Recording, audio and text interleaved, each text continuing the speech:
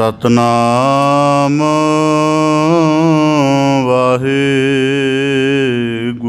साहिब जी। हे प्राणनाथ गोबिंद है, कृपा निधान जगद गुरो।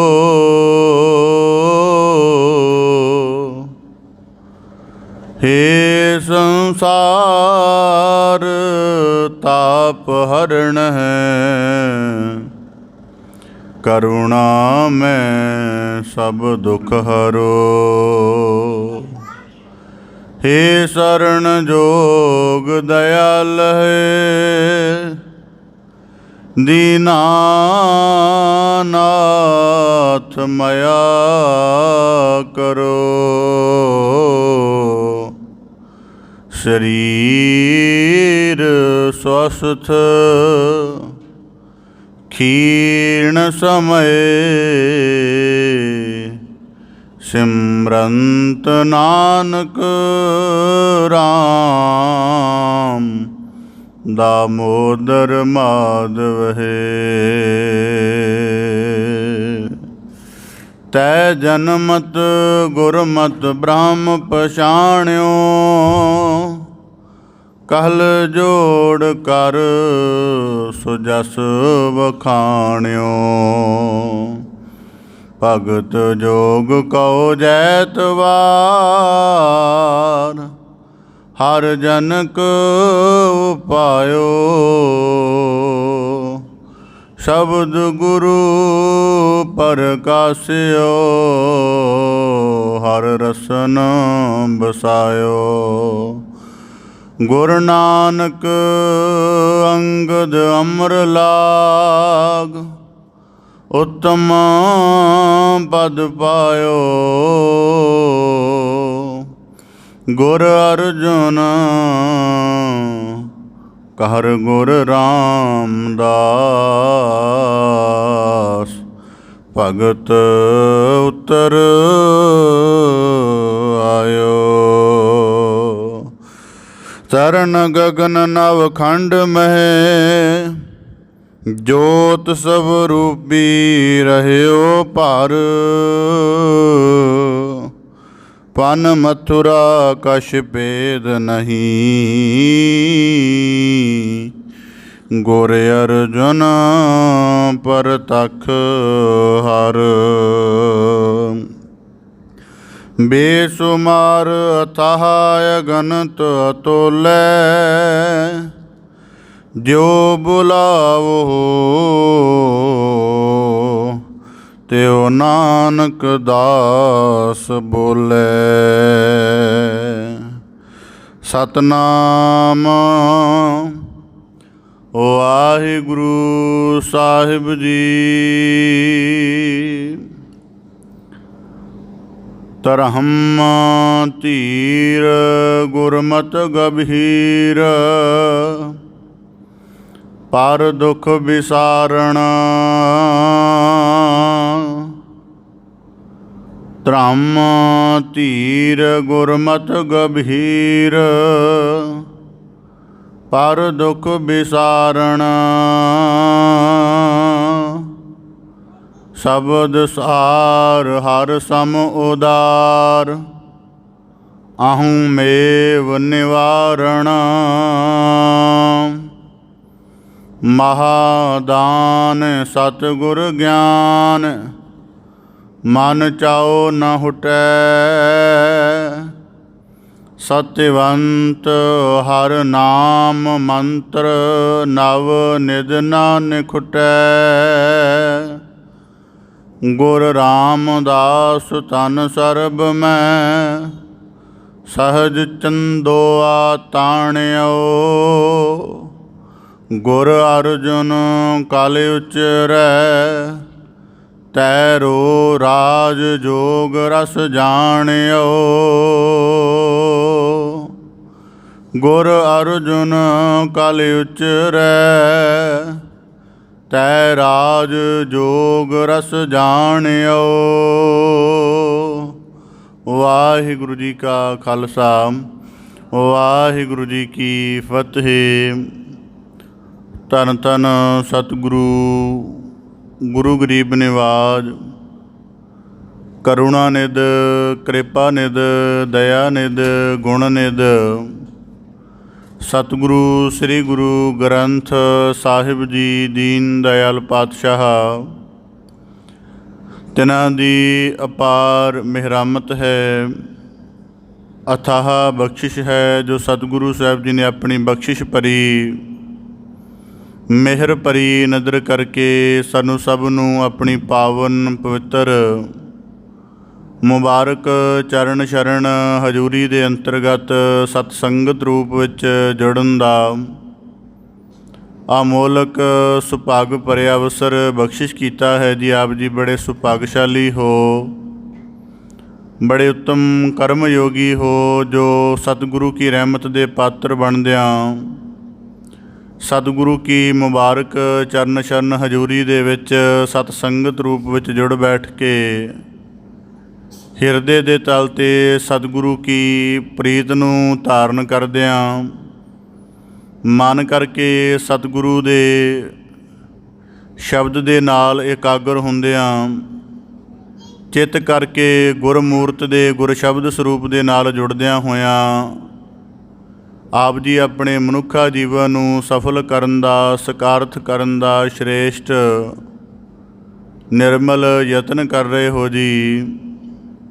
ਸਤਿਗੁਰੂ ਕੀ ਅਪਾਰ ਕਿਰਪਾ ਹੈ, ਜੋ ਬਾਣੀ ਦੀ ਵੀ ਵਿਚਾਰ ਦਾ, ਸ਼ਬਦ ਵਿਚਾਰ ਦਾ ਪਰਮ ਮਾਧਿਅਮ ਸਾਨੂੰ ਸਤਿਗੁਰੂ ਸਾਹਿਬ ਜੀ ਨੇ ਸਾਡੀ ਅਧਿਆਤਮਕ ਸਾਧਨਾ ਦੀ ਉੱਨਤੀ ਦੇ ਲਈ ਬਖਸ਼ਿਸ਼ ਕੀਤਾ ਹੈ। ਉਸ ਦੇ ਅੰਤਰਗਤ ਆਪ ਜੀ ਸ੍ਰੀ ਗੁਰੂ ਗ੍ਰੰਥ ਸਾਹਿਬ ਜੀ ਦੀ ਪਾਵਨ ਬਾਣੀ ਦੀ ਨਿਰੰਤਰ ਲੜੀਵਾਰ ਕਥਾ ਵਿਚਾਰ ਸ਼ਰਵਣ ਕਰਕੇ ਗਿਆਨਾਤਮਕ ਲਾਭ ਪ੍ਰਾਪਤ ਕਰਦੇ ਹੋ ਜੀ। ਪਾਵਨ ਬਾਣੀ ਦੀ ਲੜੀਵਾਰ ਵਿਚਾਰ ਦੇ ਨਾਲ ਜੁੜਨ ਦਾ ਯਤਨ ਕਰੀਏ ਜੀ। ਵਿਚਾਰ ਪ੍ਰਾਰੰਭ ਕਰਨ ਤੋਂ ਪਹਿਲਾਂ ਬੜੇ ਅਦਬ ਸਹਿਤ ਉਚਾਰਨ ਕਰੋ ਜੀ। ਸਤਨਾਮ ਸ੍ਰੀ ਵਾਹਿਗੁਰੂ ਸਾਹਿਬ ਜੀ। ਧਰਮ ਧੀਰ ਗੁਰਮਤਿ ਗੰਭੀਰ, ਪਰ ਦੁਖ ਵਿਸਾਰਣ। ਭੱਟ ਸਾਹਿਬਾਨ ਜੀ, ਭੱਟ ਕਲ ਸਹਾਰ ਜੀ, ਸਤਿਗੁਰੂ ਗੁਰੂ ਅਰਜਨ ਦੇਵ ਸਾਹਿਬ ਜੀ ਦੇ ਅਕਥ ਅਗੋਚਰ ਆਗਮ ਨਿਗਮ ਪਾਰ ਬ੍ਰਹਮ ਪਰਮੇਸ਼ਵਰ ਸਤ ਸਰੂਪ ਦੀ ਸਿਫਤ ਉਚਾਰਨ ਕਰਦਿਆਂ ਹੋਇਆਂ ਬਖਸ਼ਿਸ਼ ਕੀਤੀ ਸੀ ਇਸ ਤੋਂ ਪਹਿਲਾਂ ਸਵਈਆਂ ਦੇ ਵਿੱਚ ਕਿ ਗੁਰੂ ਅਰਜਨ ਦੇਵ ਸਾਹਿਬ ਜੀ ਆਪਣੇ ਆਪ ਤੋਂ ਪ੍ਰਕਾਸ਼ਮਾਨ ਹਨ। ਪਰਾਏ ਦੁੱਖ ਨੂੰ ਹਰਨ ਵਾਲੇ ਗਿਆਨ ਦਾ ਪ੍ਰਕਾਸ਼ ਕਰਕੇ ਸਾਰਿਆਂ ਦੇ ਮਨਾਂ ਅੰਦਰ ਜੋ ਪ੍ਰਭੂ ਤੋਂ ਵਿਛੜੇ ਹੋਣ ਕਰਕੇ ਭਾਰੀ ਦੁੱਖ ਹੈ, ਸਾਰੇ ਦੁੱਖਾਂ ਨੂੰ ਮਿਟਾਉਣ ਵਾਲੇ ਹਨ। ਅਤੇ ਭੱਟ ਕਲ ਸਹਾਰ ਜੀ ਨੇ ਬਖਸ਼ਿਸ਼ ਕੀਤੀ ਸੀ ਕਿ ਇਸ ਕਲਯੁਗ ਦੇ ਵਿੱਚ ਸਭ ਤਰ੍ਹਾਂ ਦੇ ਭੈ ਦਾ ਨਾਸ਼ ਕਰਨ ਦੇ ਲਈ ਗੁਰੂ ਸ਼ਰਨ ਗ੍ਰਹਿਣ ਕਰਦਿਆਂ ਹੋਇਆਂ ਸੋਢੀ ਕੁਲ ਦੇ ਵਿੱਚ ਜੋ ਗੁਰੂ ਰਾਮਦਾਸ ਸਾਹਿਬ ਜੀ ਦੀ ਗ੍ਰਹਿ ਗੁਰੂ ਅਰਜਨ ਦੇਵ ਸਾਹਿਬ ਜੀ ਪ੍ਰਗਟੇ ਹਨ, ਭਗਤ ਰੂਪ ਹਨ, ਉਹਨਾਂ ਦੀ ਸ਼ਰਨ ਗ੍ਰਹਿਣ ਕਰੋ। ਇਸੇ ਤਰ੍ਹਾਂ ਭੱਟ ਸਾਹਿਬਾਨ ਬਖਸ਼ਿਸ਼ ਕਰਦੇ ਹਨ। ਧਰਮ ਧੀਰ ਗੁਰਮਤਿ ਗੰਭੀਰ, ਪਰ ਦੁੱਖ ਵਿਸਾਰਣ। ਤਾਂ ਭੱਟ ਸਾਹਿਬਾਨ ਜੀ ਬਖਸ਼ਿਸ਼ ਕਰਦੇ ਹਨ ਧਰਮ ਧੀਰ। ਅਤੇ ਗੁਰੂ ਅਰਜਨ ਦੇਵ ਸਾਹਿਬ ਜੀ ਉਹਨਾਂ ਦੀ ਮਿਹਰਾਮਤ ਦਾ ਸਰੂਪ ਕੀ ਹੈ। ਹੁਣ ਅਸੀਂ ਕਿਸੇ ਬੰਦੇ ਦਾ ਮਿਹਰਬਾਨ ਸੁਭਾਅ ਦੇਖਣਾ ਹੋਵੇ ਤਾਂ ਇਹ ਦੇਖਦੇ ਹਾਂ ਕਿ ਉਹ ਲੋਕਾਂ ਦੇ ਨਾਲ ਮਧੁਰ ਢੰਗ ਦੇ ਨਾਲ ਨਿਮਰਤਾ ਸਹਿਤ ਬੋਲਦਾ ਹੈ। ਹਰ ਜਾਚਕ ਲੋੜਵੰਦ ਦੇ ਅਰਥ ਜਿਤਨੀ ਉਹਦੀ ਸਮਰੱਥਾ ਉਤਨਾ ਕੰਮ ਆਉਂਦਾ ਹੈ। ਜਾਂ ਉਸ ਦੇ ਇਸ ਤਰ੍ਹਾਂ ਦੇ ਗੁਣ ਦੇਖਦੇ ਹਾਂ ਕਿ ਪਰਉਪਕਾਰ ਦੀ ਭਾਵਨਾ ਉਹਦੇ ਅੰਦਰ ਹਰ ਵੇਲੇ ਬਣੀ ਰਹਿੰਦੀ ਹੈ। ਤਾਂ ਭੱਟ ਸਾਹਿਬਾਨ ਆਖਦੇ ਹਨ ਜੋ ਗੁਰੂ ਅਰਜਨ ਦੇਵ ਸਾਹਿਬ ਜੀ ਮਿਹਰਾਮਤ ਕਰਨ ਧਰਤੀ 'ਤੇ ਪ੍ਰਗਟੇ ਹਨ, ਕਿਹੜੇ ਕਿਹੜੇ ਐਸੇ ਕਾਰਜ ਹਨ ਜਿਨ੍ਹਾਂ ਤੋਂ ਉਹਨਾਂ ਦੀ ਮਿਹਰਬਾਨਤਾ ਦਾ, ਉਹਨਾਂ ਦੀ ਪਰਮ ਮਿਹਰਾਮਤਾ ਦਾ ਬੋਧ ਹੁੰਦਾ ਹੈ। ਤਾਂ ਭੱਟ ਸਾਹਿਬਾਨ ਜੀ ਜ਼ਿਕਰ ਕਰਦੇ ਹਨ ਧਰਮ ਧੀਰ ਕਿ ਕਲਯੁਗ ਦੇ ਵਿੱਚ ਅਗਿਆਨ ਦਾ, ਮਾਇਆ ਦਾ ਐਸਾ ਵਹਿਣ ਹੈ, ਐਸਾ ਪ੍ਰਭਾਵ ਹੈ ਕਿ ਧਰਮ ਦੇ ਸੁੱਚੇ ਮਾਰਗ ਨੂੰ ਛੱਡ ਕੇ ਮਨੁੱਖ ਜਿਹੜਾ ਦੁਰਮਤ ਦੇ ਬਿਖਮ ਮਾਰਗ 'ਤੇ ਚੱਲਣ ਨੂੰ ਤਰਜੀਹ ਦਿੰਦਾ ਹੈ। ਭਾਵ ਕਿ ਕਲਯੁਗ ਦਾ ਐਸਾ ਪ੍ਰਭਾਵ ਹੈ, ਅਗਿਆਨ ਦਾ ਐਸਾ ਪ੍ਰਭਾਵ ਹੈ ਕਿ ਧਰਮ ਦਾ ਜਿਹੜਾ ਸ਼ੁਭ ਮਾਰਗ ਹੈ, ਜਿਹਦੇ ਵਿੱਚ ਸਤ ਸੰਗਤ ਕਰਨੀ, ਸੇਵਾ ਦਾ ਉਦਮ ਕਰਨਾ, ਪਰਉਪਕਾਰ ਦੀ ਭਾਵਨਾ ਮਨ 'ਚ ਰੱਖਣੀ, ਗਿਆਨ ਦੀ ਸਾਧਨਾ ਕਰਨੀ, ਕੀਰਤਨ ਸ਼ਰਵਣ ਕਰਕੇ ਆਪਣੇ ਆਪ ਨੂੰ ਨਿਰਮਲ ਕਰਨਾ, ਇਹਨਾਂ ਸ਼ੁਭ ਕਰਮਾਂ ਦੀ ਬਜਾਏ ਮਨੁੱਖ ਜਿਹੜਾ ਦੁਰਮਤ ਵਾਲੇ ਕਰਮਾਂ ਨੂੰ ਤਰਜੀਹ ਦਿੰਦਾ ਹੈ। ਤਾਂ ਗੁਰੂ ਅਰਜਨ ਦੇਵ ਸਾਹਿਬ ਜੀ ਦੀ ਮਿਹਰਾਮਤ ਦਾ ਪਹਿਲਾ ਆਛਾ ਭੱਟ ਸਾਹਿਬਾਨ ਜੀ ਆਖਦੇ ਹਨ, ਧਰਮ ਧੀਰ, ਭਾਵ ਕਿ ਉਹਨਾਂ ਨੇ ਸੰਸਾਰ ਵਿੱਚ ਧਰਮ ਦਾ ਵਿਥਾਰ ਕਰਨਾ ਹੈ, ਅਤੇ ਧਰਮ ਦਾ ਵਿਥਾਰ ਤਾਂ ਹੀ ਹੋ ਸਕਦਾ ਜੇ ਉਹ ਬੜੇ ਧੀਰਜਵਾਨ ਹੋਣ। ਕਿਉਂਕਿ ਜਦੋਂ ਕਿਸੇ ਨੂੰ ਗਿਆਨ ਦਾ ਉਪਦੇਸ਼ ਬਖਸ਼ਿਸ਼ ਕਰਨਗੇ ਤਾਂ ਹੁਣ ਜਿਹਦੀ ਬੁੱਧ ਪਹਿਲਾਂ ਵਿਕਾਰਾਂ ਦੇ ਵਿੱਚ ਲਿਪਤ ਹੈ, ਜਿਹਦਾ ਜੀਵਨ ਪਹਿਲਾਂ ਮਨਮੁਖਤਾ ਦੇ ਵਿੱਚ ਗ੍ਰਸਤ ਹੋਇਆ ਪਿਆ ਹੈ, ਉਹ ਕਿਸੇ ਵੀ ਢੰਗ ਦੇ ਨਾਲ ਧਰਮ ਦੇ ਸਦ ਮਾਰਗ 'ਤੇ ਜਲਦੀ ਕੀਤੇ ਨਹੀਂ ਚੱਲ ਸਕੇਗਾ। ਇਸ ਕਰਕੇ ਭੱਟ ਸਾਹਿਬਾਨ ਆਖਦੇ ਹਨ, ਧਰਮ ਧੀਰ ਦਾ ਭਾਵ ਕਿ ਗੁਰੂ ਅਰਜਨ ਦੇਵ ਸਾਹਿਬ ਜੀ ਸੰਸਾਰ ਵਿੱਚ ਧਰਮ ਦਾ ਵਿਥਾਰ ਕਰਨ ਚੱਲੇ ਹਨ ਔਰ ਬੜੇ ਹੀ ਧੀਰਜਵਾਨ ਹਨ। ਭਾਵ ਕਿ ਮਨੁੱਖਾਂ ਦੇ ਮਨਾਂ ਅੰਦਰ ਗਿਆਨ ਦਾ, ਸ਼ਬਦ ਦਾ, ਸਿਮਰਨ ਦਾ ਪ੍ਰਕਾਸ਼ ਕਰਨਾ ਹੈ। ਇਸ ਕਰਕੇ ਉਹਨਾਂ ਨੇ ਆਪਣੇ ਧਰਮ ਦੇ ਮਾਰਗ ਨੂੰ ਬੜੇ ਧੀਰਜ ਦੇ ਰੂਪ ਵਿੱਚ ਧਾਰਨ ਕੀਤਾ ਹੈ। ਅੱਗੇ ਆਖਦੇ ਹਨ, ਗੁਰਮਤਿ ਗੰਭੀਰ, ਕਿਉਂਕਿ ਹੁਣ ਜਦੋਂ ਗੁਰਮਤਿ ਦ੍ਰਿੜ ਕਰਾਉਣੀ ਹੈ, ਧਰਮ ਦ੍ਰਿੜ ਕਰਾਉਣਾ, ਅਤੇ ਗੁਰਮਤਿ ਦਾ ਪ੍ਰਮੁੱਖ ਉਪਦੇਸ਼ ਚਾਹੀਦਾ। ਜਿਵੇਂ ਮਨੁੱਖ ਅਕਾਲ ਪੁਰਖ ਦੇ ਨਾਲ ਜੁੜਨਾ ਚਾਹੁੰਦਾ ਹੈ, ਪਰ ਧਰਮ ਦੇ ਨਾਂ 'ਤੇ ਹੀ ਅਕਾਲ ਪੁਰਖ ਦੀ ਪੂਜਾ ਸੰਬੰਧੀ ਇੰਨੇ ਜ਼ਿਆਦਾ ਮਤ ਪ੍ਰਚਲਿਤ ਨੇ ਕਿ ਮਨੁੱਖ ਦੀ ਜਿਹੜੀ ਸੁਰਤ ਹੈ ਦੁਬਿਧਾ ਵਿੱਚ ਆ ਜਾਂਦੀ, ਮਨ ਦੁਬਿਧਾ ਵਿੱਚ ਆ ਜਾਂਦਾ ਹੈ। ਤਾਂ ਭੱਟ ਸਾਹਿਬਾਨ ਆਖਦੇ ਹਨ, ਗੁਰਮਤਿ ਗੰਭੀਰ, ਕਿ ਗੁਰੂ ਅਰਜਨ ਦੇਵ ਸਾਹਿਬ ਜੀ ਫਿਰ ਧਰਮ ਦਾ ਮਾਰਗ ਦ੍ਰਿੜ ਕਰਾਉਣ ਦੇ ਲਈ ਜੋ ਗੁਰਮਤਿ ਦਾ, ਗਿਆਨ ਦੀ ਤੱਤ ਰੂਪ ਮਤ ਦਾ ਉਪਦੇਸ਼ ਬਖਸ਼ਿਸ਼ ਕਰਦੇ ਹਨ, ਉਹ ਬੜਾ ਹੀ ਗੰਭੀਰ ਅਤੇ ਬੜਾ ਹੀ ਡੂੰਘਾ ਹੈ। ਪਰ ਦੁੱਖ ਵਿਸਾਰਣ ਅਤੇ ਦੂਜੇ ਦਾ ਦੁੱਖ ਹਰਣਾ, ਦੂਜੇ ਦੇ ਦੁੱਖ ਦੀ ਅਵਧੀ ਨੂੰ ਨਾਸ਼ ਕਰਨਾ, ਇਹ ਗੁਰੂ ਅਰਜਨ ਦੇਵ ਸਾਹਿਬ ਜੀ ਦਾ ਮਿਹਰ ਸਰੂਪ ਹੈ। ਸ਼ਬਦ ਸਾਰ ਹਰ ਸਮ ਉਦਾਰ, ਆਹੂੰ ਮੇਵ ਨਿਵਾਰਣ। ਤਾਂ ਹੁਣ ਭੱਟ ਸਾਹਿਬਾਨ ਦੀ ਬਖਸ਼ਿਸ਼ ਕਰਦੇ ਹਨ ਸ਼ਬਦ ਸਾਰ, ਕਿ ਗੁਰੂ ਅਰਜਨ ਦੇਵ ਸਾਹਿਬ ਜੀ ਨੇ ਸਾਰੇ ਸੰਸਾਰ ਦੇ ਵਿੱਚ ਜਿਹੜੀ ਪਰਮ ਕੀਰਤੀ ਵਰਤਾਉਣੀ ਹੈ, ਉਹ ਸ਼ਬਦ ਦੇ ਸਾਰ ਵਾਲੀ ਹੈ। ਭਾਵ ਕਿ ਗੁਰੂ ਅਰਜਨ ਦੇਵ ਸਾਹਿਬ ਜੀ ਦਾ ਆਛਾ ਇਉਂ ਦਾ ਨਹੀਂ ਕਿ ਮਨੁੱਖ ਨੂੰ ਇਕੱਲਾ ਗਿਆਨ ਦਾ ਉਪਦੇਸ਼ ਦੇ ਦਿਓ ਅਤੇ ਗਿਆਨ ਦੇ ਉਪਦੇਸ਼ ਦੇ ਵਿੱਚ ਉਹ ਅੱਗੇ ਆਪਣੀ ਸਾਧਨਾ ਨਾ ਕਰ ਸਕੇ।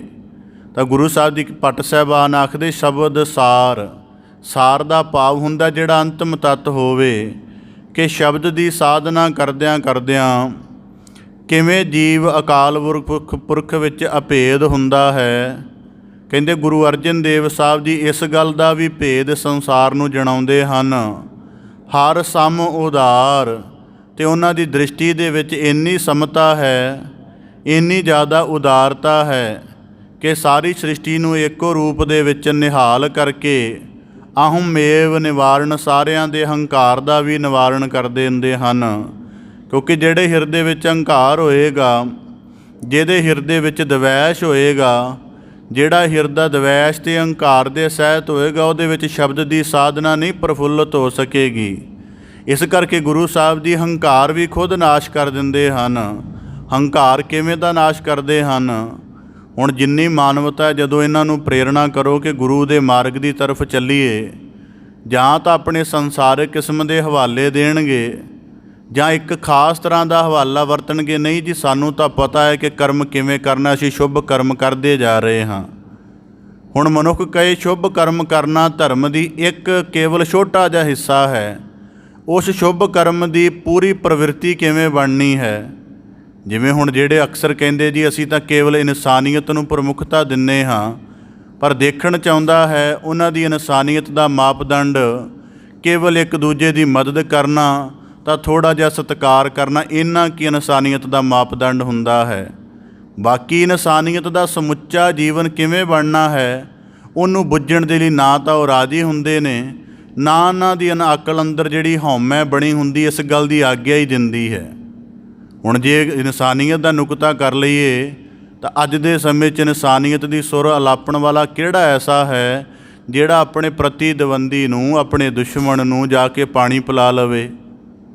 ਉਹਦੀ ਕਲਾਸੀਫਿਕੇਸ਼ਨ ਤਾਂ ਉਂਝ ਹੀ ਰੱਖਦੇ ਹਨ। ਇਸ ਕਰਕੇ ਗੁਰੂ ਸਾਹਿਬ ਜੀ ਕਹਿੰਦੇ ਜਿਹੜੀ ਅਹੰਕਾਰ ਰੂਪ ਅਕਲ ਕਰਕੇ ਸ਼ਬਦ ਦੀ ਸਾਧਨਾ ਵੱਲ ਮਾਨਵਤਾ ਨਹੀਂ ਜੁੜਦੀ ਹੈ ਜਾਂ ਅੰਦਰ ਸਮਦ੍ਰਿਸ਼ਟੀ ਨਹੀਂ ਧਾਰਨ ਕਰਦੀ ਹੈ, ਉਸ ਅਹੰਕਾਰ ਨੂੰ ਵੀ ਗੁਰੂ ਸਾਹਿਬ ਜੀ ਨਿਵਾਰਦੇ ਹਨ। ਮਹਾਦਾਨ ਸਤਿਗੁਰ ਗਿਆਨ ਮਨ ਚਾਓ ਨਾ ਹੁਟੈ।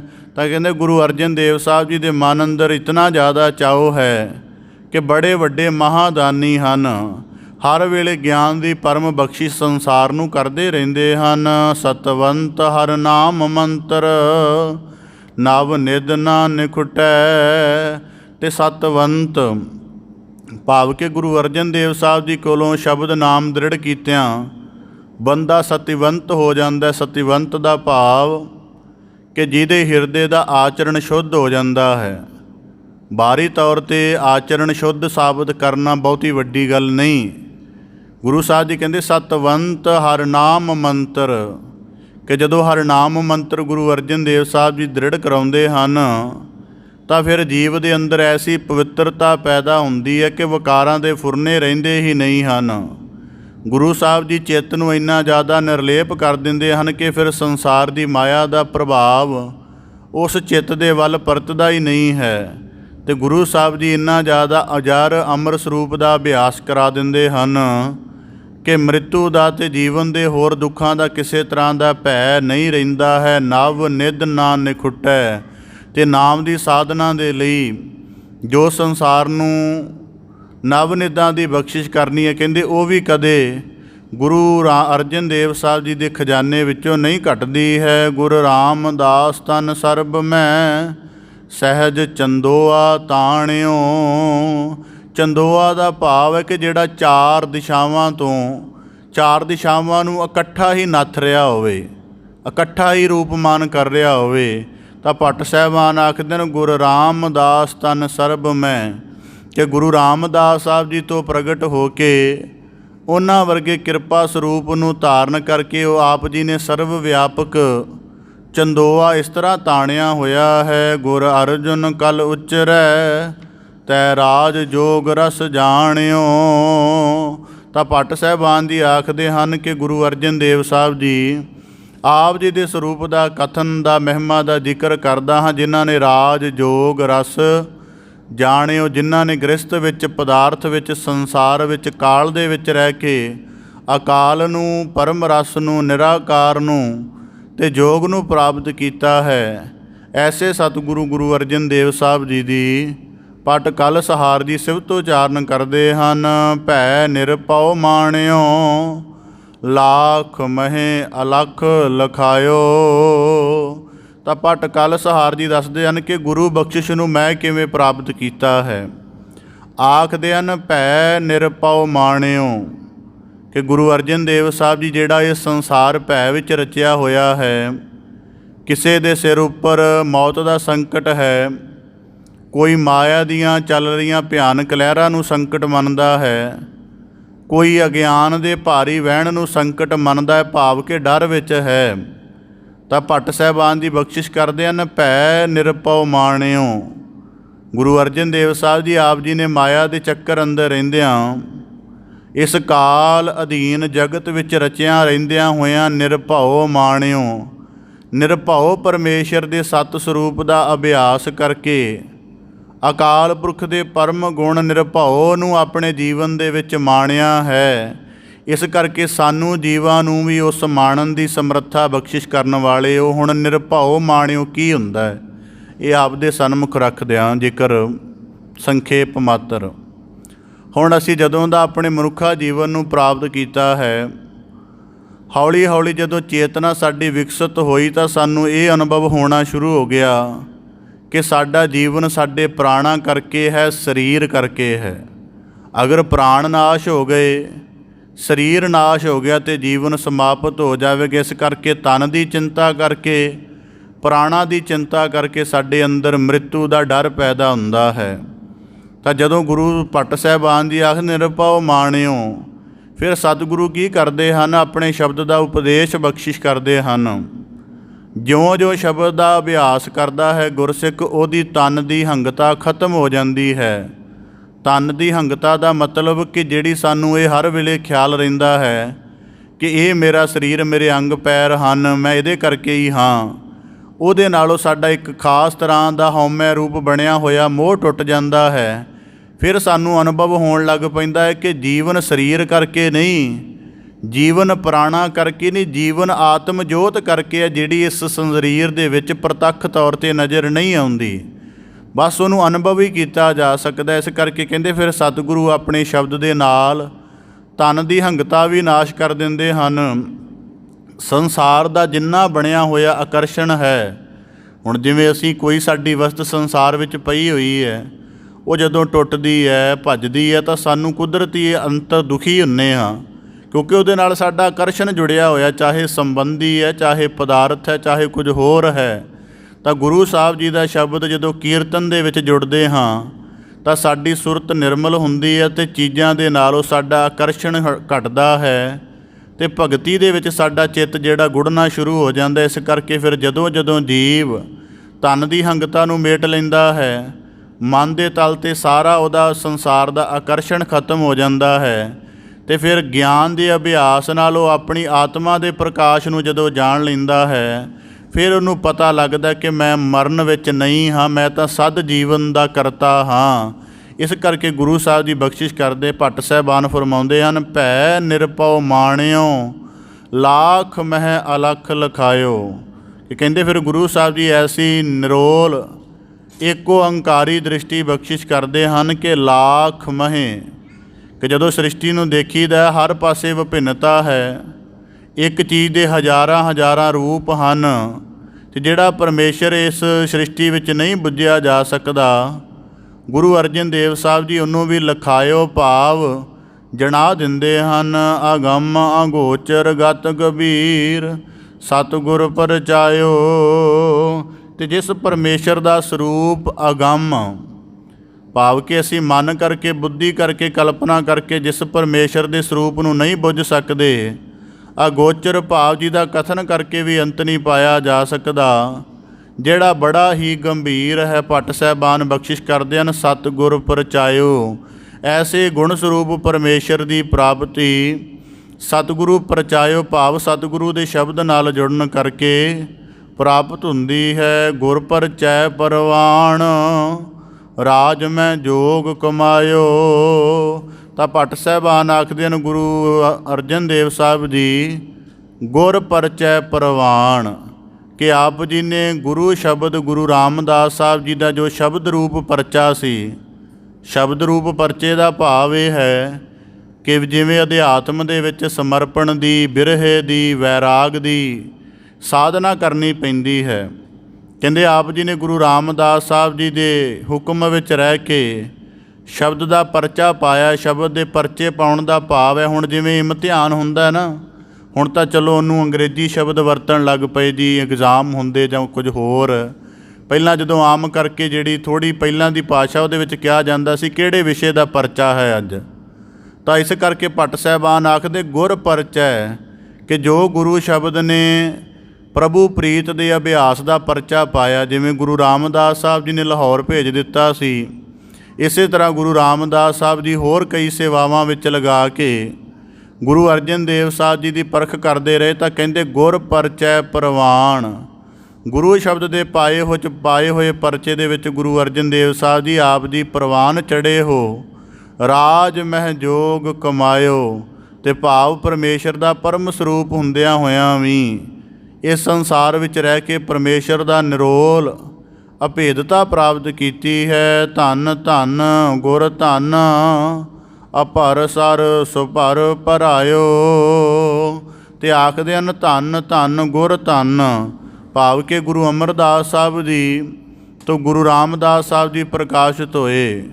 ਗੁਰੂ ਰਾਮਦਾਸ ਸਾਹਿਬ ਜੀ ਤੋਂ ਗੁਰਿਆਈ ਆਪ ਜੀ ਨੇ ਪ੍ਰਾਪਤ ਕੀਤੀ। ਅਪਰ ਸਰ ਸੁਪਰ ਭਰਾਇਓ, ਅਤੇ ਜਿਹੜੇ ਹਿਰਦੇ ਪ੍ਰੀਤ ਤੋਂ, ਗਿਆਨ ਤੋਂ, ਸਤਿਗੁਰੂ ਦੇ ਸ਼ਬਦ ਦੀ ਸਾਧਨਾ ਤੋਂ ਖਾਲੀ ਸਨ, ਉਹਨਾਂ ਸਾਰਿਆਂ ਨੂੰ ਆਪ ਜੀ ਨੇ ਸ਼ੁਭ ਰੰਗ ਦੇ ਨਾਲ, ਪਰਮ ਰਸ ਦੇ ਨਾਲ ਭਰ ਦਿੱਤਾ ਹੈ। ਗੁਰ ਗਮ ਪਰਮਾਣ ਅਜਰ ਜਰਿਓ, ਸਰ ਸੰਤੋਖ ਸਮਾਇਓ।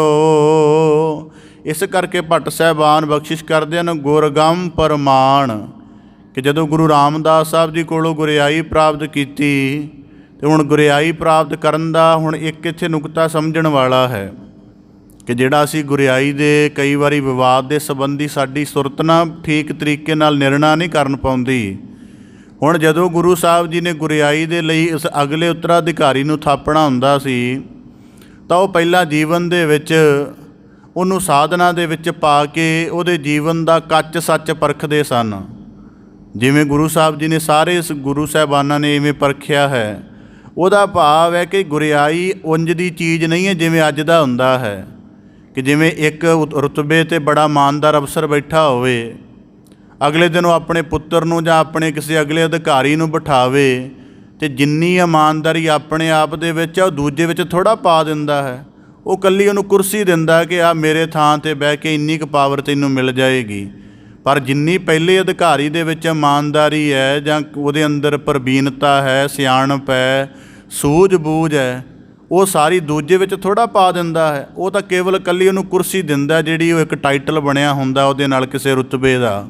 ਪਰ ਜਦੋਂ ਗੁਰੂ ਸਾਹਿਬ ਗੁਰਿਆਈ ਦਿੰਦੇ ਹਨ ਤਾਂ ਜਿੰਨਾ ਸ਼ਬਦ ਦਾ ਗਿਆਨ ਹੈ, ਸ਼ਬਦ ਦੇ ਗਿਆਨ ਦਾ ਭਾਵ ਸੰਸਾਰ ਦੇ ਵਿੱਚ ਜਿੰਨੀ ਸ੍ਰਿਸ਼ਟੀ ਚੱਲਣੀ ਹੈ, ਕਿੰਨੇ ਲੋਕਾਂ ਦੀਆਂ ਜਗਿਆਸਾਵਾਂ ਪੈਦਾ ਹੋਣੀਆਂ ਨੇ, ਕਿੰਨੇ ਸ਼ੰਕੇ ਪੈਦਾ ਹੋਣੇ ਨੇ, ਧਰਮ ਦੇ ਅਨੁਭਵ ਸੰਬੰਧੀ ਕਿੰਨਿਆਂ ਲੋਕਾਂ ਨੇ ਆ ਕੇ ਆਪਣੀ ਜਗਿਆਸਾ ਜ਼ਾਹਰ ਕਰਕੇ ਜਾਣਨਾ ਹੈ। ਉਹ ਪਰਮ ਗਿਆਨ ਜਦੋਂ ਹਿਰਦੇ ਅੰਦਰ ਸਮਾਉਣਾ ਹੈ, ਜਿਵੇਂ ਆਮ ਕਰਕੇ ਨੀਤੀ ਸ਼ਾਸਤਰ 'ਚ ਕਿਹਾ ਜਾਂਦਾ ਹੈ ਕਿ ਜਦੋਂ ਗਿਆਨ ਦੇ ਵੱਡੇ ਭੇਦ ਬੰਦੇ ਦੇ ਅੰਦਰ ਸੁਰਤ ਅੰਦਰ ਖੁੱਲ੍ਹਣੇ ਸ਼ੁਰੂ ਹੋ ਜਾਣ ਨਾ ਤਾਂ ਬੰਦਾ ਨੀਮ ਪਾਗਲ ਹੋ ਜਾਂਦਾ ਹੈ। ਨੀਮ ਪਾਗਲ ਦਾ ਮਤਲਬ ਕਿ ਉਹਦੇ ਕੋਲੋਂ ਗਿਆਨ ਦਾ ਪ੍ਰਕਾਸ਼ ਸਾਂਭਿਆ ਨਹੀਂ ਜਾਂਦਾ, ਬੜਬੋਲਾ ਹੋ ਜਾਂਦਾ ਹੈ ਜਾਂ ਅਹੰਕਾਰੀ ਹੋ ਜਾਂਦਾ ਹੈ। ਇਸ ਕਰਕੇ ਜਦੋਂ ਗੁਰੂ ਸਾਹਿਬ ਜੀ ਨੇ ਗੁਰਿਆਈ 'ਤੇ ਬਿਠਾਉਣਾ ਹੈ ਅਤੇ ਗੁਰੂ ਸਾਹਿਬ ਜੀ ਨੇ ਸਮੁੱਚਾ ਗਿਆਨ, ਜਿਹੜੇ ਗਿਆਨ ਨੂੰ ਪੇਖ ਕੇ ਭੱਟਾਂ ਜਿਹੜਾ ਸਿੱਧਾਂ ਨੇ ਗੁਰੂ ਨਾਨਕ ਸਾਹਿਬ ਜੀ ਨੂੰ ਕਿਹਾ ਧੰਨ ਨਾਨਕ ਤੇਰੀ ਵੱਡੀ ਕਮਾਈ, ਜਿਹੜੇ ਗਿਆਨ ਦੇ ਪ੍ਰਤਾਪ ਕਰਕੇ ਹਿੰਦੂਆਂ ਨੇ ਗੁਰੂ ਸਾਹਿਬ ਜੀ ਨੂੰ ਆਪਣਾ ਮੁਰਸ਼ਿਦ ਪ੍ਰਵਾਨ ਕੀਤਾ, ਮੁਸਲਮਾਨਾਂ ਨੇ ਆਪਣਾ ਪੀਰ ਪ੍ਰਵਾਨ ਕੀਤਾ, ਗ੍ਰਸਤੀਆਂ ਨੇ ਪਰਮ ਗ੍ਰਸਤੀ ਪ੍ਰਵਾਨ ਕੀਤਾ। ਉਹ ਗਿਆਨ ਦਾ ਪ੍ਰਕਾਸ਼ ਜਦੋਂ ਗੁਰੂ ਰਾਮਦਾਸ ਸਾਹਿਬ ਜੀ ਨੇ ਗੁਰੂ ਅਰਜਨ ਦੇ ਵਿੱਚ ਕਰਨਾ ਹੈ ਅਤੇ ਉਹ ਨਾ ਜਰੇ ਜਾਣ ਵਾਲੀ ਵਸਤੂ ਹੈ। ਇੱਥੇ ਬੰਦਿਆਂ ਨੂੰ ਮਾੜੀ ਮੋਟੀ ਕਵਿਤਾ ਲਿਖਣੀ ਆ ਜਾਏ ਨਾ ਤਾਂ ਉਹ ਸਾਰਾ ਦਿਨ ਆਪਣੇ ਮੋਬਾਈਲ 'ਤੇ ਇਹੋ ਜਿਹਾ ਜੰਤਰ ਘੁਮਾਉਂਦੇ ਰਹਿਣਗੇ, ਪਤਾ ਲੱਗ ਜੇ ਸਾਰੇ ਤਰਫ ਮੈਨੂੰ ਕਵਿਤਾ ਹੁੰਦੀ ਹੈ। ਇਸ ਕਰਕੇ ਭੱਟ ਸਾਹਿਬਾਨ ਆਖਦੇ ਗੁਰਗੰਮ ਪ੍ਰਮਾਣ ਅਜਰ ਜਰਿਓ, ਕਿ ਜਦੋਂ ਗੁਰੂ ਰਾਮਦਾਸ ਸਾਹਿਬ ਜੀ ਨੇ ਗੁਰਿਆਈ ਬਖਸ਼ਿਸ਼ ਕੀਤੀ, ਉਹਨਾਂ ਦੇ ਗਿਆਨ ਦਾ, ਉਹਨਾਂ ਦੀ ਕਰੁਣਾ ਦਾ, ਉਹਨਾਂ ਦੀ ਅਜ਼ਮਤ ਦਾ ਜਿੰਨਾ ਤੇਜ ਹੈ ਗੁਰੂ ਸਾਹਿਬ ਜੀ ਹੈ ਉਹ ਅਜਰ ਸੀ, ਪਰ ਆਪ ਜੀ ਨੇ ਜਰਿਓ। ਇਸ ਕਰਕੇ ਸਰ ਸੰਤੋਖ ਸਮਾਇਓ। ਫਿਰ ਇਸ ਸਾਰੇ ਤੇਜ ਪ੍ਰਤਾਪ ਨੂੰ ਜਰ ਕੇ ਆਪ ਜੀ ਸੰਤੋਖ ਦੇ ਸਰੋਵਰ ਵਿੱਚ ਵਾਸ ਕਰਦੇ ਹੋ। ਗੁਰ ਅਰਜੁਨ ਕਲ ਉਚਰੈ ਤੈ ਸਹਿਜ ਜੋਗ ਨਿਜ ਪਾਇਓ। ਤਾਂ ਭੱਟ ਸਾਹਿਬਾਨ ਜੀ, ਭੱਟ ਕਲ ਸਹਾਰ ਜੀ ਗੁਰੂ ਅਰਜਨ ਦੇਵ ਸਾਹਿਬ ਜੀ ਦੀ ਸਿਫਤ ਉਚਾਰਦੇ ਹਨ ਕਿ ਗੁਰੂ ਅਰਜਨ ਦੇਵ ਸਾਹਿਬ ਜੀ ਆਪ ਜੀ ਦੇ ਸੱਤ ਸਰੂਪ ਦੀ ਸਿਫਤ ਉਚਾਰਨ ਕਰਦੇ ਹਾਂ। ਤੈ ਸਹਿਜ ਜੋਗ ਨਿਜ ਪਾਇਓ, ਕਿ ਆਪ ਜੀ ਨੇ ਗ੍ਰਸਤ ਵਿੱਚ ਰਹਿ ਕੇ, ਆਪ ਜੀ ਨੇ ਗੁਰਿਆਈ ਸਿੰਘਾਸਣ 'ਤੇ ਰਹਿ ਕੇ ਸਹਿਜ ਜੋਗ, ਹੁਣ ਸਿੱਖੀ ਨੂੰ ਸਹਿਜ ਜੋਗ ਦਾ ਮਾਰਗ ਵੀ ਆਖਿਆ ਜਾਂਦਾ ਹੈ। ਹੁਣ ਸਹਿਜ ਜੋਗ ਦੇ ਗੁਰੂ ਅਰਜਨ ਦੇਵ ਸਾਹਿਬ ਜੀ ਨੇ ਪਾਇਆ। ਹੁਣ ਜੇ ਸਹਿਜ ਜੋਗ ਪਾਉਣਾ ਹੋਵੇ ਇਹਦਾ ਮਤਲਬ ਕੀ ਹੁੰਦਾ, ਸਰਲ ਜਿਹਾ ਆਪਦੇ ਸਨਮੁਖ ਰੱਖਦੇ ਹਾਂ। ਜਦੋਂ ਅਸੀਂ ਕੇਵਲ ਗ੍ਰਸਤੀ ਤੌਰ 'ਤੇ ਜ਼ਿੰਦਗੀ 'ਚ ਵਿਚਰਦੇ ਹਾਂ ਤਾਂ 40-50 ਸਾਲ ਦੀ ਜ਼ਿੰਦਗੀ 'ਚ ਆ ਕੇ ਐਸਾ ਲੱਗੇ ਕਿ ਨਹੀਂ ਅਜੇ ਪੈਸੇ ਨਾਲੋਂ ਮੋਹ ਨਹੀਂ ਘਟ ਰਿਹਾ, ਔਲਾਦ ਦੇ ਨਾਲੋਂ ਵੀ ਆਕਰਸ਼ਣ ਨਹੀਂ ਘਟ ਰਿਹਾ, ਜੀਵਨ ਦੇ ਵਿੱਚ ਹੋਰ ਤਰ੍ਹਾਂ ਦੇ ਰੰਗ ਤਮਾਸ਼ੇ ਮਾਣਨ ਦੀ ਲਾਲਸਾ ਵੀ ਨਹੀਂ ਘਟ ਰਹੀ, ਤਾਂ ਸਮਝ ਲੈਣਾ ਕਿ ਸੰਸਾਰੀ ਕਿਸਮ ਦਾ ਜੀਵਨ ਹੈ। ਪਰ ਨਾਲ ਹੀ ਇਹ ਇੱਛਾ ਪੈਦਾ ਹੋਵੇ ਕਿ ਇਹ ਮੋਹ, ਇਹ ਪਦਾਰਥ ਦਾ ਮੋਹ, ਇਹ ਸੰਬੰਧੀਆਂ ਦੀ ਮੋਹ ਰੂਪ ਵਾਸ਼ਨਾ, ਇਹ ਵਿਕਾਰਾਂ ਦੀ ਜਿਹੜੀ ਭਟਕਣ ਹੈ ਥੋੜ੍ਹੀ ਥੋੜ੍ਹੀ ਤਾਂ ਘਟਣੀ ਚਾਹੀਦੀ ਹੈ। ਜਦੋਂ ਇਸ ਤਰ੍ਹਾਂ ਦੀ ਇੱਛਾ ਪੈਦਾ ਹੋ ਜਾਵੇ ਤਾਂ ਫਿਰ ਗੁਰੂ ਦੇ ਦੱਸੇ ਹੋਏ ਮਾਰਗ 'ਤੇ ਜਦੋਂ ਬੰਦਾ ਚੱਲਣ ਲੱਗ ਪਵੇ ਕਿ ਪਰਿਵਾਰ ਨੂੰ ਵੀ ਸਮਾਂ ਦੇਣਾ ਹੈ, ਪਰ ਪ੍ਰਮੁੱਖਤਾ ਹੁਣ ਗੁਰੂ ਘਰ ਦੇ ਸਤਸੰਗਤ ਦੇ ਦੀਵਾਨ ਨੂੰ ਹੈ। ਪਦਾਰਥ ਨੂੰ ਵੀ ਪ੍ਰਮੁੱਖਤਾ ਦੇਣੀ ਹੈ, ਪਰ ਹੁਣ ਜਿਹੜਾ ਉੱਤਮ ਹੈ ਉਹ ਗੁਰੂ ਹਿਤ ਦਾਨ ਨੂੰ ਹੈ। ਜੀਵਨ ਦੇ ਵਿੱਚ ਆਪਣੇ ਕਾਰ ਵਿਹਾਰਕ ਧੰਦਿਆਂ ਦੀ ਵੀ ਸੁੱਧ ਲੈਣੀ ਹੈ, ਪਰ ਪ੍ਰਮੁੱਖਤਾ ਸੇਵਾ ਨੂੰ ਦੇਣੀ ਹੈ। ਜਦੋਂ ਇਸ ਤਰ੍ਹਾਂ ਦੇ ਕਰਮ ਅਸੀਂ ਧਾਰਨ ਕਰਨ ਲੱਗ ਪੈਂਦੇ ਹਾਂ ਅਤੇ ਉਹ ਸਾਡਾ ਭਾਵ ਕਿ ਬੜੇ ਠਰੰਮੇ ਦੇ ਨਾਲ, ਬੜੇ ਹੌਲੀ ਹੌਲੀ ਢੰਗ ਦੇ ਨਾਲ ਪਰਮੇਸ਼ਰ ਦੀ ਅਭੇਦਤਾ ਪ੍ਰਾਪਤ ਕਰ ਲੈਣੀ। ਤਾਂ ਗੁਰੂ ਸਾਹਿਬ ਜੀ ਕਹਿੰਦੇ, ਭੱਟ ਸਾਹਿਬਾਨ ਫਰਮਾਉਂਦੇ ਹਨ ਕਿ ਗੁਰੂ ਅਰਜਨ ਦੇਵ ਸਾਹਿਬ ਜੀ ਸਹਿਜ ਜੋਗ ਨਿਜ ਪਾਇਓ, ਕਿ ਜਿਹੜੇ ਆਪ ਜੀ ਦੇ ਨਿਜ ਸਰੂਪ ਦੇ ਨੇੜੇ ਹੋ ਗਏ, ਉਹਨਾਂ ਨੇ ਸਹਿਜ ਸਰੂਪ ਦੀ, ਸਹਿਜ ਜੋਗ ਦੀ ਪ੍ਰਾਪਤੀ ਕੀਤੀ ਹੈ। ਅਮਿਓ ਰਸਨ ਬਦਨ ਬਰਦਾਤ ਅਲਖ ਅਪਾਰ ਗੁਰ ਸੂਰ ਸ਼ਬਦ ਹਉ ਮੈਂ ਨਿਵਾਰਿਓ। ਤਾਂ ਭੱਟ ਸਾਹਿਬਾਨ ਬਖਸ਼ਿਸ਼ ਕਰਦੇ ਹਨ ਗੁਰੂ ਅਰਜਨ ਦੇਵ ਸਾਹਿਬ ਦੀ, ਅਮਿਓ ਰਸਨਾ, ਕਿ ਤੁਹਾਡੀ ਰਸਨਾ ਤੋਂ ਹਰ ਵੇਲੇ ਅੰਮ੍ਰਿਤ ਦੀ ਬਖਸ਼ਿਸ਼ ਹੁੰਦੀ ਹੈ। ਹੁਣ ਅੰਮ੍ਰਿਤ ਦਾ ਭਾਵ ਜਿਹੜਾ ਨਵਾਂ ਜੀਵਨ ਦੇਣ ਵਾਲਾ ਹੋਵੇ, ਤਾਜ਼ਗੀ ਦੇਣ ਵਾਲਾ ਹੋਵੇ, ਜਿਹੜਾ ਕਾਲ ਦੀ ਚਿੰਤਾ ਤੋਂ ਮੁਕਤ ਕਰਨ ਵਾਲਾ ਹੋਵੇ, ਉਸ ਨੂੰ ਅੰਮ੍ਰਿਤ ਆਖਦੇ ਹਨ।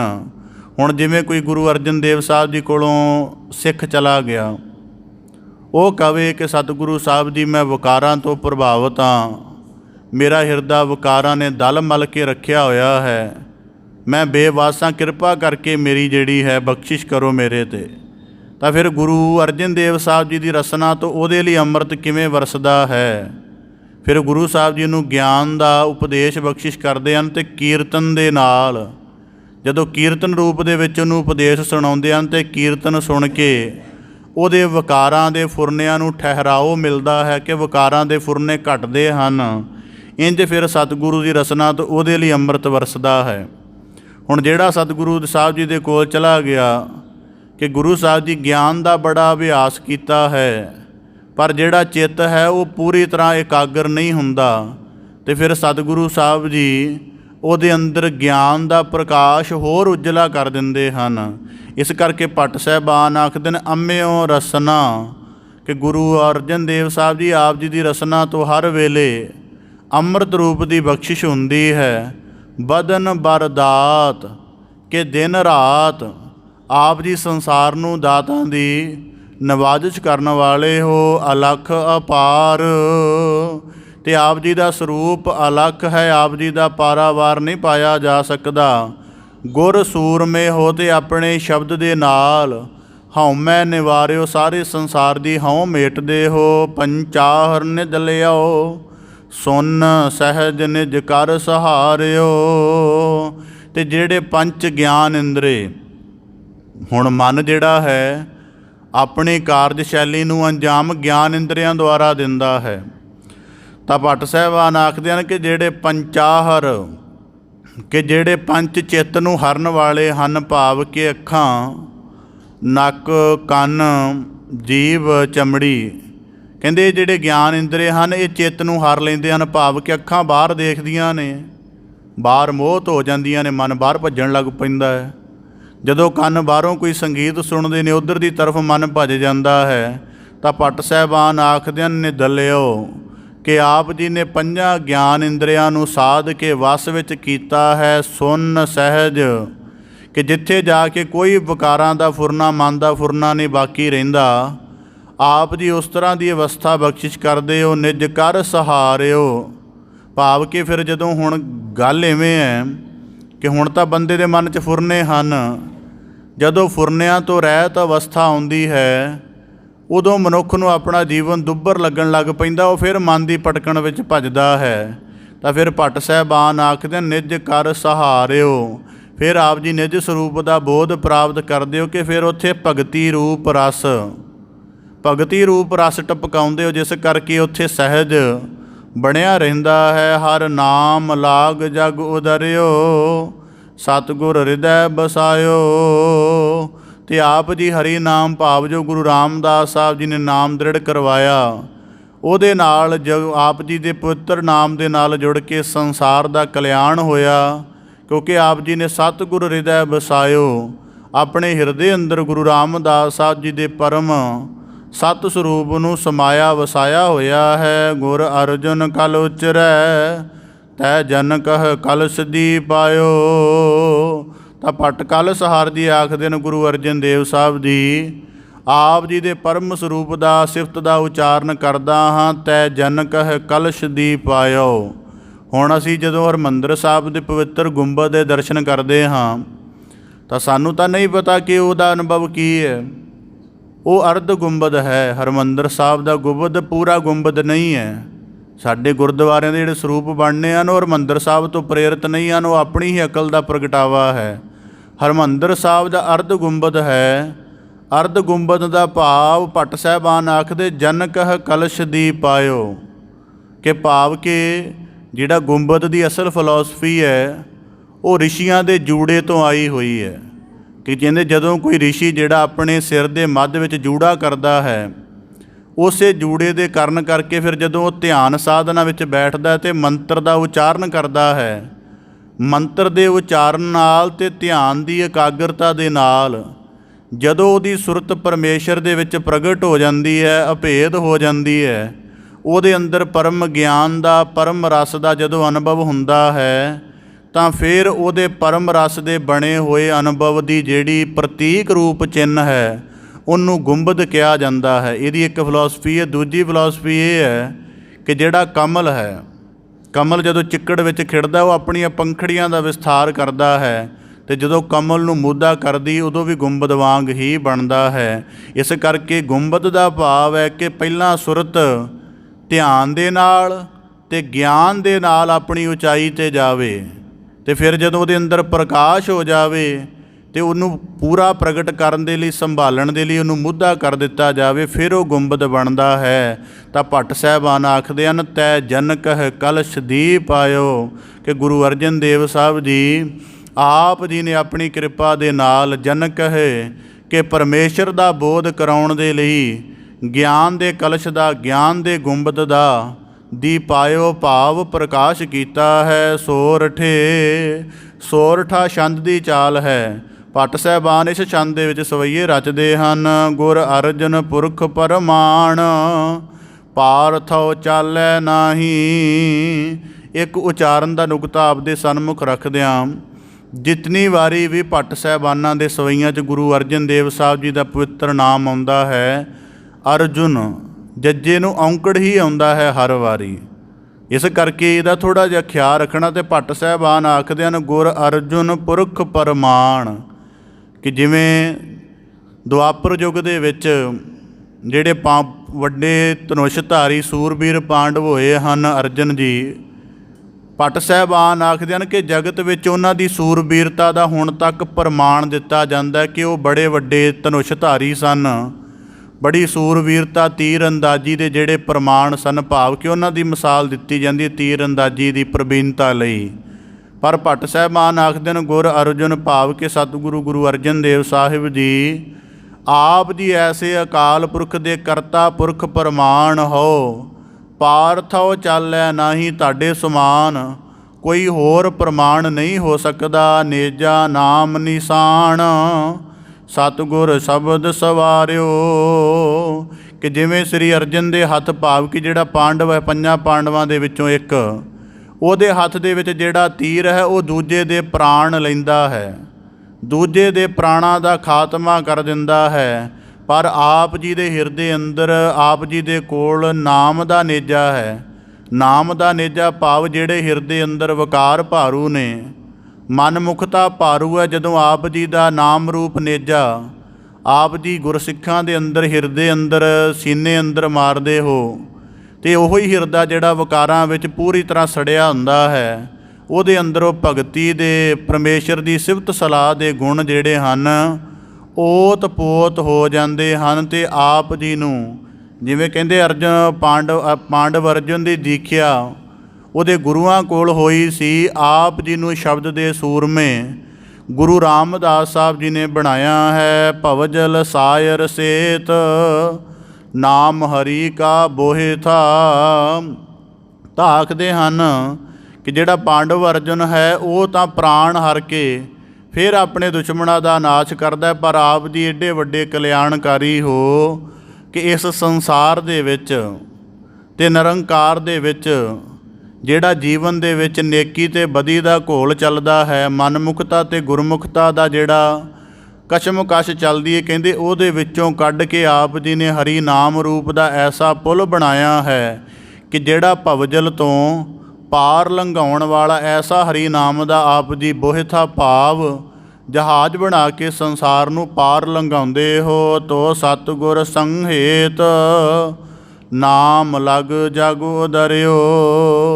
ਤੇ ਭੱਟ ਸਾਹਿਬਾਨ ਆਖਦੇ ਹਨ ਸਤਿਗੁਰੂ ਸਾਹਿਬ ਜੀ ਤੋ ਸਤਿਗੁਰ ਸੰਹੇਤ, ਕਿ ਜਿਨ੍ਹਾਂ ਦੇ ਆਪ ਜੀ ਦੇ ਮੁਬਾਰਕ ਚਰਨਾਂ ਦੇ ਨਾਲ ਪ੍ਰੀਤ ਜੁੜ ਜਾਂਦੀ ਹੈ, ਨਾਮ ਲਾਗ, ਉਹ ਤੁਹਾਡੇ ਨਾਮ ਦੇ ਭਾਵ ਨਾਲ ਜੁੜ ਕੇ ਜਗਤ ਤੋਂ ਉਦਰਿਓ, ਭਾਵ ਕੇ ਪਾਰ ਮੁਕਤ ਹੋ ਜਾਂਦੇ ਹਨ। ਜਗਤ ਉਦਾਹਰਣ ਨਾਮ ਸਤਿਗੁਰ ਤੁਠੈ ਪਾਇਓ। ਤੇ ਜਗਤ ਦੇ ਉਦਾਹਰਣ ਵਾਲਾ ਜਿਹੜਾ ਨਾਮ ਹੈ, ਹੁਣ ਜਗਤ ਦਾ ਉਧਾਰ ਗੁਰੂ ਅਰਜਨ ਦੇਵ ਸਾਹਿਬ ਜੀ ਨੇ ਕਿਵੇਂ ਕਰਨਾ ਹੈ, ਇਹਨਾਂ ਚੀਜ਼ਾਂ ਨੂੰ ਬੜਾ ਬਰੀਕ ਜੀ ਸਮਝਣ ਦੀ ਲੋੜ ਹੈ। ਹੁਣ ਜਿਵੇਂ ਅਸੀਂ ਕਈ ਦਫਾ ਜਿਵੇਂ ਮੈਂ ਆਪਣੇ ਨਿੱਜ ਦਾ ਆਪ ਅਨੁਭਵ ਰੱਖਾਂ ਕਿ ਜਦੋਂ ਰੋਜ਼ ਦੁਨੀਆਦਾਰੀ ਦੇਖਦੇ ਹਾਂ, ਦੁਨੀਆਦਾਰੀ ਦੇ ਵਿੱਚ ਚੱਲ ਰਹੇ ਵਰਤਾਰਿਆਂ ਨੂੰ ਦੇਖਦੇ ਹਾਂ ਅਤੇ ਬਾਅਦ 'ਚ ਗੁਰਬਾਣੀ ਦਾ ਸੱਚ ਦੇਖਦੇ ਹਾਂ, ਤਾਂ ਕਈ ਵਾਰੀ ਉਹ ਆਪਸ ਦੇ ਵਿੱਚ ਪੂਰਾ ਜੁੜਦਾ ਨਹੀਂ ਹੁੰਦਾ। ਤਾਂ ਫਿਰ ਗੁਰਬਾਣੀ ਦੇ ਵਿੱਚੋਂ ਇੱਕ ਨਵੀਨ ਕਿਸਮ ਦੇ ਸੱਚ ਦੀ ਦ੍ਰਿਸ਼ਟੀ ਲੱਭਣੀ ਪੈਂਦੀ ਹੈ ਗੁਰੂ ਕਿਰਪਾ ਦੇ ਨਾਲ, ਤਾਂ ਕਿ ਗੁਰੂ ਸ਼ਬਦ ਸਾਡੀ ਸਦਾ ਹੀ ਰਹਿਨੁਮਾਈ ਕਰਦਾ ਰਹੇ। ਜਿਵੇਂ ਸੰਸਾਰ ਵਿੱਚ ਨਵੇਂ ਵਰਤਾਰੇ ਚੱਲਦੇ ਨੇ ਅਤੇ ਬੰਦਾ ਸੋਚਦਾ ਹੈ ਕਿ ਲੱਗਦਾ ਦੁਨੀਆ ਤਬਾਹ ਹੋਣ ਵਾਲੀ ਹੈ, ਪਰ ਅਸੀਂ ਤਾਂ ਗੁਰੂ ਸ਼ਬਦ ਨਾਲ ਜੁੜੇ ਹਾਂ, ਸਾਡੇ ਲਈ ਇਹ ਸ਼ਬਦ ਇੰਨੇ ਵੱਡੇ ਨਹੀਂ ਹਨ। ਫਿਰ ਗੁਰੂ ਸ਼ਬਦ ਦੇ ਵਿੱਚੋਂ ਜਦੋਂ ਅਸੀਂ ਦਿਸ਼ਾ ਤਲਾਸ਼ ਲੈਂਦੇ ਹਾਂ ਤਾਂ ਸਾਡੀ ਭਟਕਣ ਮੁੱਕ ਜਾਂਦੀ ਹੈ। ਇਸ ਕਰਕੇ ਭੱਟ ਸਾਹਿਬਾਨ ਆਖਦੇ ਹਨ ਕਿ ਜਗਤ ਦੇ ਉਦਾਹਰਣ ਦੇ ਲਈ ਜਿਸ ਨਾਮ ਦਾ ਪ੍ਰਕਾਸ਼ ਗੁਰੂ ਅਰਜਨ ਦੇਵ ਸਾਹਿਬ ਜੀ ਚਾਹੀਦਾ ਸੀ, ਸਤਿਗੁਰ ਤੁਠੈ ਪਾਇਓ। ਗੁਰੂ ਰਾਮਦਾਸ ਸਾਹਿਬ ਜੀ ਆਪ ਜੀ ਤੁਠੇ ਸਨ, ਉਹਨਾਂ ਦੇ ਕੋਲੋਂ ਆਪ ਜੀ ਨੇ ਪ੍ਰਾਪਤ ਕੀਤਾ ਹੈ। ਅਬ ਨਾਹੀਂ ਅਵਰ ਸਰ ਕਾਮ ਬਾਰ ਅੰਤਰ ਪੂਰੀ ਪੜੀ।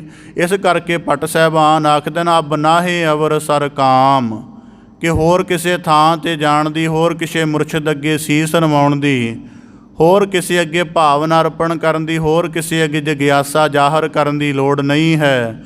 ਗੁਰੂ ਅਰਜਨ ਦੇਵ ਸਾਹਿਬ ਜੀ ਦੇ ਮੁਬਾਰਕ ਚਰਨਾਂ ਦੇ ਵਿੱਚ ਆ ਕੇ ਬਾਰ ਅੰਤਰ ਭਾਵ ਕਿ ਸਾਰੀ ਵਿਥਿਆ ਪੂਰੀ ਹੋ ਗਈ ਹੈ। ਜੋਤ ਰੂਪ ਹਰ ਆਪ ਗੁਰੂ ਨਾਨਕ ਕਹਾਇਓ। ਤਾਂ ਭੱਟ ਸਾਹਿਬਾਨ ਆਖਦੇ ਹਨ ਜੋਤ ਰੂਪ ਹਰ ਆਪ, ਕਿ ਜੋ ਅਕਾਲ ਪੁਰਖ ਪਰਮੇਸ਼ਰ ਜਿਹਨੂੰ ਜੋਤ ਭਾਵ ਸਾਰੇ ਜਗਤ ਦਾ ਕਰਤਾ ਆਖਿਆ ਜਾਂਦਾ, ਕਹਿੰਦੇ ਉਹੀ ਜੋਤ ਰੂਪ ਸਤਿਗੁਰੂ ਗੁਰੂ ਨਾਨਕ ਦੇਵ ਸਾਹਿਬ ਜੀ ਇਸ ਜਗਤ ਵਿੱਚ ਪ੍ਰਗਟ ਹੋ ਕੇ ਗੁਰੂ ਨਾਨਕ ਕਹਾਏ ਸਨ। ਤਾਂ ਤੇ ਅੰਗਦ ਭਇਓ ਤਤ ਸਿਓ ਤਤ ਮਿਲਾਇਓ। ਫਿਰ ਉਸੇ ਜੋਤ ਰੂਪ ਦੇ ਵਿੱਚ ਸਾਧਨਾ ਕਰਕੇ ਗੁਰੂ ਅੰਗਦ ਦੇਵ ਸਾਹਿਬ ਜੀ ਭੇਦ ਹੋ ਗਏ ਅਤੇ ਤਤ ਦੇ ਵਿੱਚ ਤਤ ਦਾ ਮਿਲਾਪ ਹੋ ਗਿਆ। ਅੰਗਦ ਕਿਰਪਾ ਧਾਰ ਅਮਰ ਸਤਿਗੁਰ ਥਿਰ ਕੀਓ।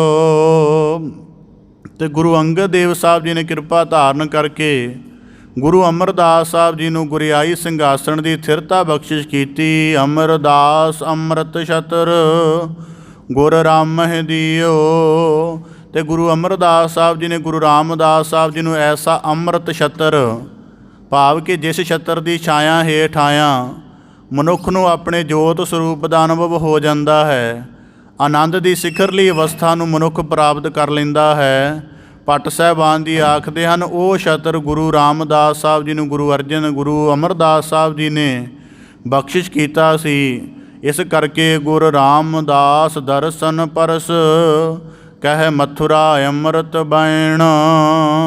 ਤਾਂ ਭੱਟ ਸਾਹਿਬਾਨ ਆਖਦੇ ਨੇ ਕਿ ਗੁਰੂ ਰਾਮਦਾਸ ਸਾਹਿਬ ਜੀ ਦੇ ਦਰਸ਼ਨ ਪਰਸ ਕਰਕੇ ਉਹਨਾਂ ਦੇ ਪਾਰ ਸਰੂਪ ਚਰਨਾਂ ਦੇ ਨਾਲ ਜੁੜ ਕੇ ਭੱਟ ਮਥੁਰਾ ਜੀ ਆਖਦੇ ਹਨ ਕਿ ਗੁਰੂ ਅਰਜਨ ਦੇਵ ਸਾਹਿਬ ਜੀ ਆਪ ਜੀ ਇਵੇਂ ਸੰਪੂਰਨ ਹੋ ਗਏ ਹੋ। ਮੂਰਤ ਪੰਚ ਪਰਮਾਣ ਪੁਰਖ ਗੁਰ ਅਰਜਨ ਪਿੱਖੋ ਨੈਣ, ਕਿ ਪੰਜ ਗੁਰੂ ਸਾਹਿਬਾਨਾਂ ਦੀ ਜੋਤ ਦਾ ਪ੍ਰਕਾਸ਼, ਗੁਰੂ ਨਾਨਕ ਦੇ ਗਿਆਨ ਦਾ ਪ੍ਰਕਾਸ਼, ਗੁਰੂ ਅੰਗਦ ਦੇਵ ਸਾਹਿਬ ਜੀ ਦੇ ਹੁਕਮ ਰੂਪ ਅਨੁਸਾਰਤਾ ਦਾ ਪ੍ਰਕਾਸ਼, ਅਤੇ ਗੁਰੂ ਅਮਰਦਾਸ ਸਾਹਿਬ ਜੀ ਦੀ ਪਰਮ ਸੇਵਾ ਦਾ ਪ੍ਰਕਾਸ਼, ਅਤੇ ਗੁਰੂ ਰਾਮਦਾਸ ਸਾਹਿਬ ਜੀ ਦੀ ਅਥਾਹ ਨਿਮਰਤਾ ਦਾ ਪ੍ਰਕਾਸ਼ ਕਹਿੰਦੇ ਗੁਰੂ ਅਰਜਨ ਦੇਵ ਸਾਹਿਬ ਜੀ ਆਪ ਜੀ ਦੇ ਸਰੂਪ ਵਿੱਚ ਹੈ।